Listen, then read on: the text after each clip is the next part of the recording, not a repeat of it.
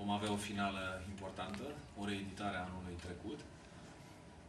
Dar eu sper și am văzut că echipele arată mult mai bine, arată un rugby mai dezvoltat și cred că vom avea o înfruntare excelentă sâmbătă.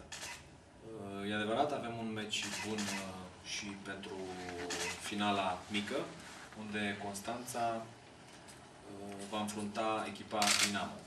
Sper ca câștigătorii acestor două frumoase finale să fie, de fapt, jucătorii echipei naționale, să avem cât mai mulți, să avem cât mai mulți jucători în formă, pentru că după această înfruntare și bătălie urmează două meciuri importante în Cupa Europei, după care avem înfruntarea finală împotriva Uruguayului, care va însemna, de fapt, calificarea echipei României, sper, la Cupa Mondială de anul viitor, Noua Zeelandă 2011. Eu zic că meciul de sâmbătă nu...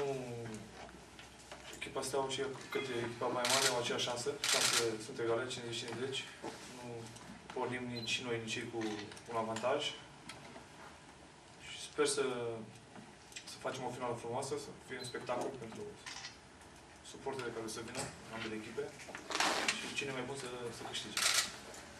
Ne bucurăm foarte mult că am ajuns în această finală, care fiecare jucător își dorește acest lucru, să iasă campion al României. O să fie un meci frumos și din partea noastră și din partea celor de la Baia Mare, care au un joc excelent. Ne dorim din tot sufletul să iasă bine, având în vedere și problemele din lotul Stelei care au fost de la începutul campionatului. Cel mai bun să câștige.